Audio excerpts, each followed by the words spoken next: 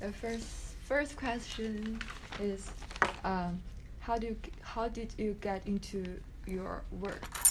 Fashion industry? Yes. Internship. Internship. Yeah, I did a design intern over the summer, and then I got my job afterwards as a designer. Okay. So I actually did an internship, and then did an interview at the end, and then I got an offer. The second is, what do you like the most about it? So I was a designer for years, and then I always wanted to be a buyer. So I didn't even know what that means, but I wanted to be a buyer or merchandiser. So my favorite job out of all the other things I've done is actually being a buyer. What I liked is not about the pretty stuff. It's about actually analyzing and preparing the buying. What do I need to buy and why? That was actually interesting part. And the third is, what do you like the least about it? When sales are not good. Yeah, because one of the first thing I do every morning was that I look at all the sales data for all different stores, and then I see what's sold and what is not selling.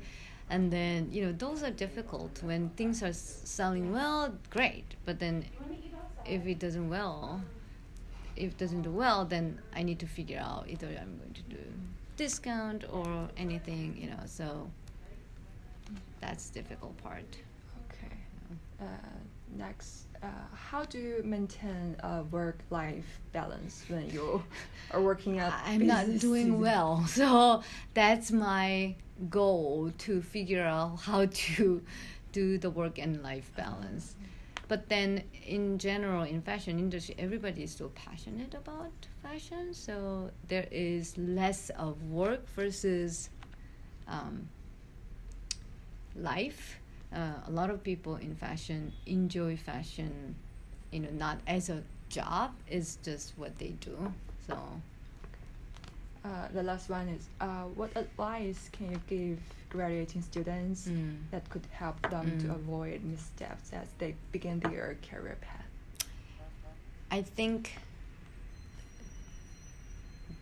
especially the entry-level jobs, they know that you cannot, the entry-level job, there's the expectation of learning or doing certain things, but at the same time, we know that you're not going to be able to do a good job as much as a senior buyer, right? So what they're looking for is the attitude, or somebody who is willing to do things and learning, willing to learn.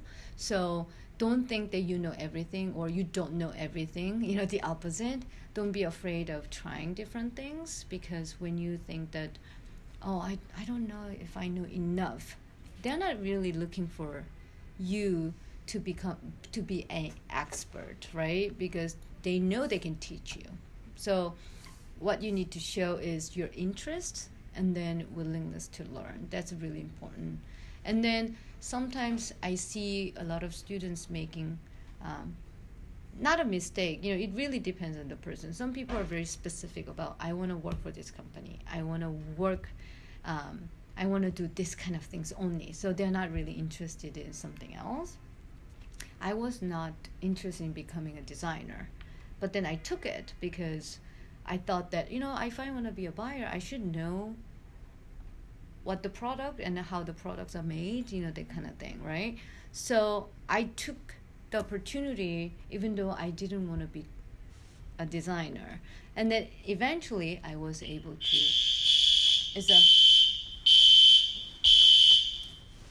the drill, fire drill. So, I think that you have to be open to the opportunity and then willingness to learn. Yeah.